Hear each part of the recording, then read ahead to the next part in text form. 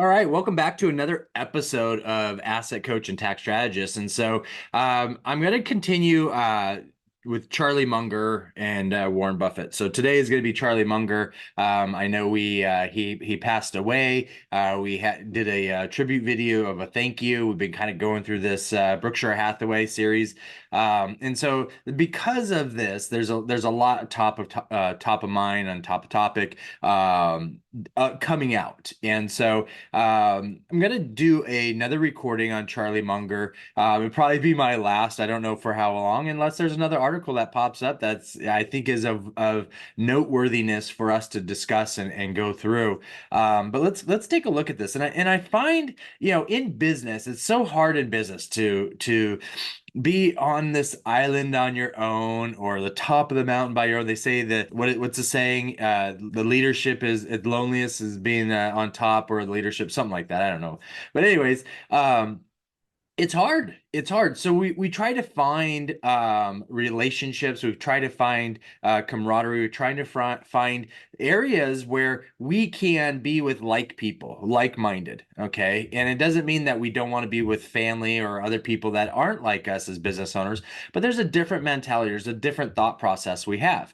And it's okay. That's not a bad thing by any means, because quite honestly, we drive the world economy. As a small business owner, you're responsible for driving the world economy. It's not Apple, it's not GE, it's not Amazon.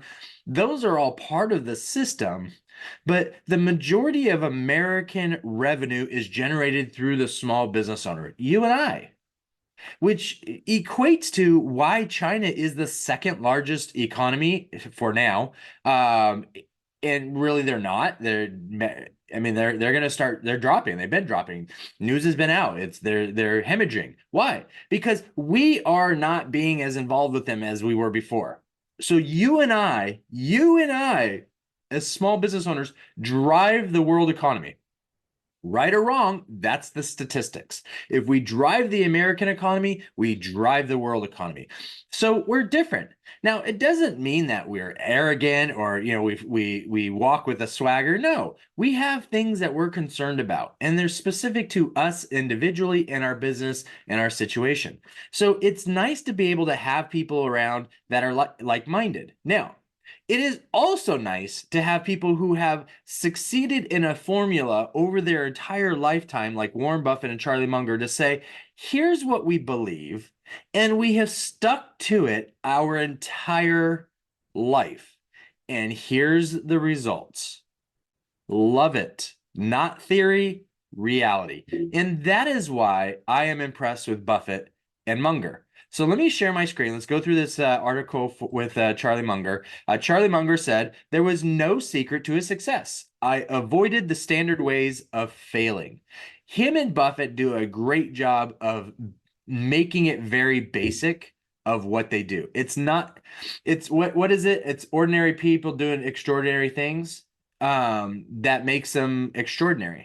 It's just ordinary people doing ordinary things. It's Charlie and Warren just doing what they believe, just doing what's normal and being different than what everybody else is willing to do. He said, when it comes to the ultra rich, you might think there's some unknown secret to attain such success, but there isn't, according to billionaire Charlie Munger, who died last week at age 99. He said, I don't know the secret, Munger told CNBC Becky Quick, who, by the way, Becky Quick is the one who moderates the Q&A in the shareholder meeting that we've been going through our series on. Initially meant on air for his 100th birthday in January, which he didn't make, this method for getting ahead in life and at work was pretty cut and dry, he added. I avoided the standard ways of failing because my game in life was always to avoid all standard ways of failing, said Munger. He goes on to say, you teach me the wrong way to play poker, and I will avoid it. You teach me the wrong way to do something else, I will avoid it. And of course, I've avoided a lot because I am so cautious. Now, Munger spent his life, quote, avoiding traps like living in the same modest home for 70 years. So has Warren Buffett. Refusing to follow his rich friends who built mega mansions, he said, quote, in practicality, every case, fancy houses make the person less happy, not happier, he said. His general sense of cautiousness was well documented, from his personal disdain for the gambling nature of cryptocurrency to his general conservative spending decisions. In terms of cryptocurrency, he says, sometimes I call it crypto crapo. Sometimes I call it crypto shit. It's just ridiculous that anybody would buy this stuff, Munger told CNBC in February, adding, it's totally, absolutely crazy, stupid gambling. Now, we can agree to disagree because he and Buffett did not understand the internet. They did not understand technology. They spent many years staying away from that entire industry for probably 30 years till they understood it. That's discipline. So right now, crypto may be crapo because it's new, just like when the dot-com boom happened in the early 2000s, you had companies that were never going to show a profit that all of a sudden were valued at $100 million or $1 billion, and they went public and they failed. So experience says crypto crapo, but also if he's still alive, experience would say in 10, 15, 20 years, history, time would tell, is it crapo? Or is it reality-o? We don't know. We're still in the throes of it. So as far as his spending decisions, his pennant for practicality went beyond his investment portfolio. Once, when Warren Buffett, Munger's longtime business partner at Berkshire Hathaway, needed to replace a company jet, he wrote to shareholders to justify a $6.7 million price tag. Munger found the purchase to be spendthrift. Buffett recalled in the later letter, quote, his idea of traveling in style is an air-conditioned bus, a luxury he steps up to only when bargain fares are in effect, wrote Buffett. Now, these are some of the wealthiest guys in the world talking about, hey, why spend 6.7 million on a company jet? Just doesn't seem like it makes a lot of sense. So it's kind of funny. They're a little quibbering back and forth. I love it. It's lifetime friendship. Indeed, avoiding obvious risk, frivolity, and crazy situations are instrumental in Munger's financial success and longevity, he told CNBC last month. Avoid crazy at all costs. Crazy is way more common than you think, said Munger. It's easy to slip into crazy. Just avoid it, avoid it, avoid it. Now, here's the crazy thing about this. You and I have been taught crazy. We've been taught crazy from high school to now. As a business owner, you know there are things that you could be doing differently, but you go ask other people, they're not doing it, but you're like, I know I could be doing this.